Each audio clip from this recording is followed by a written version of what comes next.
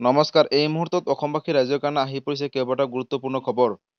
অসমৰ লাখ লাখ ৰাইজৰ বাবে কেইবাটাও গুৰুত্বপূৰ্ণ মন্তব্য কৰিছে হিমন্ত বিশ্ব শৰ্মাই। ৰেচন কাৰ্ড থকা পৰিয়ালৰ বাবে খুবেই ডাঙৰ খবৰ। আৰু এতিয়াৰে পৰা হেলমেট পিন্ধিলে দিব নালাগিব জৰিমনা। যদি আপোনালোকৰ কাগজ পত্ৰ একো নাথাকে, হেলমেট পৰিধান কৰিলে জৰিমনা দিব নালাগে। আৰু নতুনকৈ ৩৫,০০০ চাকৰি আৰু ১ জুলাইৰ পৰা নতুনকৈ আইন আহিছে। গতিকে সবিশেষ চাওক এইটো ভিডিঅ'ৰ মাধ্যমত। হাতত মাত্ৰ ৩টা দিন, লাখ লাখ লোকে লাভ কৰিব ৰেচন কাৰ্ডৰ বিনামূলীয়াকৈ চাউল। অসুবিধা পালে আপোনালোকে অভিযোগ দিব পাৰিব এই বিশেষ নম্বৰ দুটাত। যদি আপোনালোকৰ ৰেচন কাৰ্ড আছে আৰু আপোনালোকে চাউল পাই আছে যদি তেনেহ'লে বহুত জৰুৰী খবৰ। লাখ লাখ লোকে লাভ কৰিব ৰেচন কাৰ্ডৰ চাউল। যিসকলৰ ৰেচন কাৰ্ড আছে তেওঁলোকে লাভ কৰিব ৰেচন কাৰ্ডৰ বিনামূলীয়া চাউল। আৰু ৰেচন নাপালে দিব লাগিব আপোনালোকে অভিযোগ। আৰু অভিযোগ দিবলৈ বিশেষ নম্বৰ দুটা আছে আৰু আপুনি লিখি লওক এই বিশেষ নম্বৰ দুটা। আৰু যি দুটাৰ জৰিয়তে আপোনালোকে অভিযোগ দিব পাৰিব। আৰু ফোন নম্বৰ দুটা হৈছে 1800-345-3611 আৰু এটা নম্বৰ হৈছে 1967। এই দুয়োটা নম্বৰ আৰু এই দুয়োটা নম্বৰতে ফোন কৰি দিব পাৰিব আপোনালোকে অভিযোগ যদি বিনামূলীয়া চাউল নাপায়। আৰু 1 তাৰিখৰ পৰা 10 তাৰিখৰ ভিতৰত লাভ কৰিব বিনামূলীয়া ৰেচন কাৰ্ডৰ চাউল।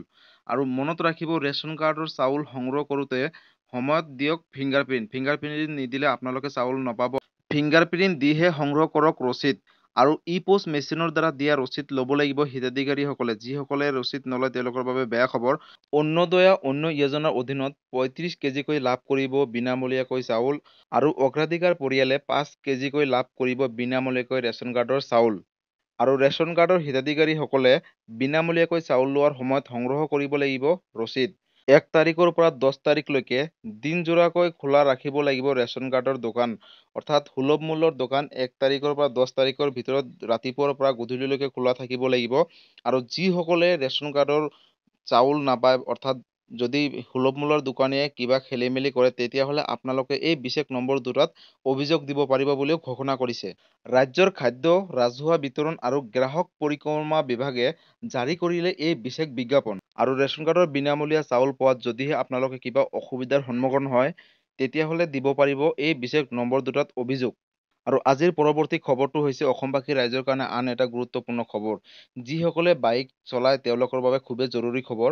আপোনালোকৰ যদিহে বাইকৰ কাগজ পত্ৰ নথিপত্ৰ একো নাথাকে, যদি হেলমেট পৰিধান কৰে তেতিয়া আৰক্ষীয়ে ল'ব নোৱাৰিব কোনো ধৰণৰ জৰিমনা। মুখ্যমন্ত্ৰী হিমন্ত বিশ্ব শৰ্মাৰ ডাঙৰ ঘোষণা, চাওক সবিশেষ। বাইক আৰোহীৰ বাবে খুবেই ডাঙৰ খবৰ। হেলমেটৰ বাহিৰে কোনো ক্ষেত্ৰত বিহিব নোৱাৰিব জৰিমনা। অটো ৰিক্সা আৰু ই ৰিক্সাৰ আহি গ'ল নতুন নিয়ম। ৰাজ্যৰ লাখ লাখ বাইক আৰোহী, ই ৰিক্সা, অটো চালকৰ বাবে বহুত ডাঙৰ খবৰ। ৰাজ্যত আহি গ'ল নতুন নিয়ম আৰু এই নতুন নিয়ম কেবিনেট বৈঠকত ঘোষণা কৰিছে। আৰু বাইক আৰোহীক হেলমেটৰ বাহিৰে আন কোনো ক্ষেত্ৰত বিহিব নোৱাৰিব কোনো ধৰণৰ জৰিমনা। কাগজ পত্ৰ নাথাকিলেও বাইক আৰোহীক বিহিব নোৱাৰিব কোনো ধৰণৰ জৰিমনা আৰক্ষীয়ে। আৰু তিনিচকীয়া বাহনৰ ক্ষেত্ৰতো নতুন নিয়ম চৰকাৰে সংলগ্ন কৰিছে। 4/12লৈ নিয়ম নামানিলে তেতিয়া বিহা হ'ব জৰিমনা। আৰু বিশেষ খবৰ, চতুৰ্থবাৰ আইন ভংগ কৰাৰ পিছতহে বিহা হ'ব পাৰে জৰিমনা। মুখ্যমন্ত্ৰী ঘোষণা কৰিছে আগন্তুক 15 দিনত প্ৰযোজ্য হ'ব এই নতুন নিয়ম। যি মটৰচাইকেল চলায়, মটৰচাইকেল চলোৱাক আমি অকল হেলমেটৰ ক্ষেত্ৰত ফাইন কৰিম। ড্ৰিংক এণ্ড ড্ৰাইভটোতো ফাইন থাকিবই, কিন্তু সৰু সৰু কথাৰ কাৰণে যিবিলাক ফাইন কৰে, কেতিয়াবা অভিযোগ আহে যে লাইচেন্সখন 2টা দিন পাৰ হৈ গ'ল, ক'ৰবাত ৰেজিষ্ট্ৰেশ্যন নম্বৰটো নাই, ক'ৰবাত পলিউশ্যন নাই, বাকী কথাবিলাকৰ যিটো ফাইন কৰে তাক আমি প্ৰথম ৱাৰ্ণিং দিহে পিছত আমি আইনী ব্যৱস্থা ল'ম। ফাইনৰ ব্যৱস্থাক বাদ দি আইনী ব্যৱস্থাবিলাক থাকিব, খালি টকাটো নলওঁ। বাকী লাইচেন্স কেঞ্চেল, অমুক কেঞ্চেল, যিবিলাক আইনী ব্যৱস্থা সেইবিলাক থাকিবই, খালি ফাইনটো আমি নলওঁ, বাকী আইনী ব্যৱস্থা। কিন্তু আপোনালোকে যে চৰকাৰক অভিযোগ কৰি থাকে চৰকাৰে টকা লয়, দৰমহা দিব পইচা নাই, সেইটো আমি নোহোৱা কৰি দিছোঁ যে আমাক টকা নালাগে, আইনী ব্যৱস্থা আমি ল'ম। হেলমেটৰ ক্ষেত্ৰত কোনো ৰেহাই নাই, কাৰণ মানুহৰ এইবাৰ আপোনালোকে চালে দেখিব যে এক্সিডেণ্টৰ কেছ কমি অসমত আহি আছে। ৰিক্সাৱালা, অটো ৰিক্সা, এওঁলোকক মই ফাইন নল'ব কৈছোঁ। 4বাৰ ৱাৰ্ণিং দিয়াৰ পিছতো যদি নামানে 5 নম্বৰ বাৰ ফাইন ল'ব। আমি এনে হিচাপ কৰি চাইছিলোঁ যে ইয়াত ফাইনৰ নামত চৰকাৰে যোৱা গোটেই 3 বছৰত 6-7 কোটি টকাও পোৱা নাই। গতিকে 6-7 কোটি টকাৰ কাৰণে আমি মানুহক হুলস্থুল কৰি থকাৰ কোনো অৰ্থ নাই। আৰু পৰৱৰ্তী খবৰটো হৈছে ৰাজ্যবাসীৰ বাবে আন এটা গুৰুত্বপূৰ্ণ খবৰ। অতি শীঘ্ৰে ৰাজ্যত ওলাব ৩৫,০০০ চাকৰি, আৰু যিসকলে চাকৰি পোৱা নাই তেওঁলোকৰ বাবে খুবেই ভাল খবৰ। নতুনকৈ ৩৫,০০০ চাকৰি মুকলি কৰিব হিমন্ত বিশ্ব শৰ্মাৰ চৰকাৰে, অৰ্থাৎ অসম চৰকাৰে। ৰাজ্যত শীঘ্ৰেই ওলাব ৩৫,০০০ শিক্ষকৰ চাকৰি। যিসকলে চাকৰি পোৱা নাই তেওঁলোকৰ বাবে ভাল খবৰ। সৰ্বশিক্ষাত কৰ্মৰত শিক্ষকৰ বাবে বহুতে ডাঙৰ খবৰ বুলি ঘোষণা কৰিছে। ৩৫,০০০ নতুন পদৰ বাবে সৃষ্টি কৰিব অসম চৰকাৰে, আৰু যিসকলে চাকৰি পোৱা নাই কেৱল সৰ্বশিক্ষাৰ শিক্ষকে নহয়, এই পদত আবেদন কৰিব পাৰিব সকলোৱে, আৰু আন শিক্ষকৰ পদত বাকীসকলে আবেদন কৰিব পাৰিব বুলিও ঘোষণা কৰিছে। আৰু আগন্তুক ৪ বা ৫ মাহৰ ভিতৰত এই শিক্ষকসকলে নিযুক্তি পাব বুলিও ঘোষণা কৰিছে। আৰু সৰ্বশিক্ষাত কৰ্মৰত শিক্ষকৰ বাবে বহুত ডাঙৰ ঘোষণা বুলিও হিমন্ত বিশ্ব শৰ্মাই কৈছে। আৰু পৰৱৰ্তী খবৰটো হৈছে সমগ্ৰ অসমৰ বাবে বহুতে জৰুৰী খবৰ। ১ জুলাইৰ পৰা নতুনকৈ আইন আনিব, আৰু যিসকলে এই আইন ভংগ কৰিব তেওঁলোকৰ কঠোৰ আইন, আৰু প্ৰশাসনেও ল'ব কঠোৰ আইন, আৰু এই নিয়ম ভংগ কৰিব নোৱাৰি কোনো লোকে। গতিকে বহুতে জৰুৰী খবৰ, সবিশেষ চাওক। অপৰাধীসকলে সাৱধান, ১ জুলাইৰ পৰা নতুন আইন হ'ব সমগ্ৰ দেশতে। ১ জুলাইৰ পৰা সমগ্ৰ দেশতে বলবৎ কৰা হ'ব ৩খন আইন, আৰু যি ৩খন আইন হৈছে বহুত কঠোৰ আইন।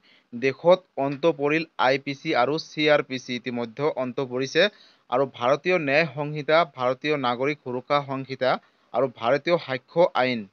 নতুন আইন অনুসৰি গণহত্যাত যিসকলে জড়িত থাকে তেওঁলোকক দিয়া হ'ব ফাঁচী, অৰ্থাৎ গণহত্যা কৰিলে এতিয়াৰে পৰা দিয়া হ'ব ডাইৰেক্ট ফাঁচী। আৰু ৰাজদ্ৰোহৰ ধাৰা 124A ৰূপে সমাপ্ত হ'ব, আৰু ৰাজদ্ৰোহৰ পৰিৱৰ্তে এতিয়া দেশত থাকিব দেশদ্ৰোহ আইন।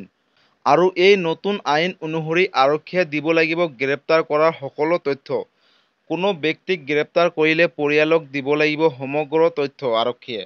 আৰু কোনো এটা গোচৰত 90 দিনৰ ভিতৰত কি হ'ল তাৰ তথ্য গ্ৰেপ্তাৰ কৰা ব্যক্তিজনক দিব লাগিব আৰক্ষীয়ে। নতুনকৈ কঠোৰ আইন। আৰু হিট এণ্ড ৰানৰ গোচৰত 10 বছৰ কাৰাদণ্ড ঘোষণা কৰিছে।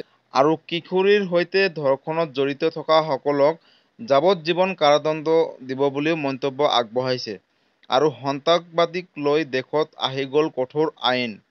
আৰু নতুনকৈ মানৱ অধিকাৰৰ নামত সন্ত্ৰাসবাদক এতিয়াৰে পৰা দিব নোৱাৰিব নিৰাপত্তা। ইয়াৰ উপৰিও আহিছে কেইবাটাও নতুন নিয়ম, যিকেইটা নিয়ম সকলোৱে জনা উচিত। গণধৰ্ষণৰ ঘটনাত থাকিব মৃত্যুদণ্ডৰ শাস্তি। আৰু যৌন নিৰ্যাতনৰ বলি হোৱা ভুক্তভোগীৰ ভাষ্য ভিডিঅ' অনুসৰি ৰেকৰ্ড কৰাটো বাধ্যতামূলক। সকলো ধৰণৰ ডিজিটেল তথ্য আদালতত গ্ৰহণযোগ্য কৰা হ'ব বুলিও মন্তব্য কৰিছে। আৰু ১ জুলাইৰ পৰা দেশত বলবৎ কৰা হ'ব এই নতুন ৩খন আইন। এতিয়াৰে পৰা সকলোৱে সাৱধান হওক, আৰু এই ধৰণৰ কামৰ পৰা দূৰত থাকক, আৰু আনকো দূৰত ৰাখিবলৈ চেষ্টা কৰিব।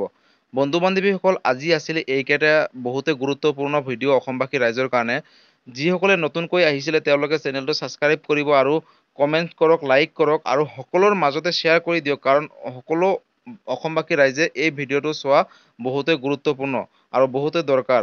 গতিকে যদি আপোনালোকে ভিডিঅ'টো ভাল পালে চেনেলটো ছাবস্ক্ৰাইব দিব। ধন্যবাদ। জয় আই অসম।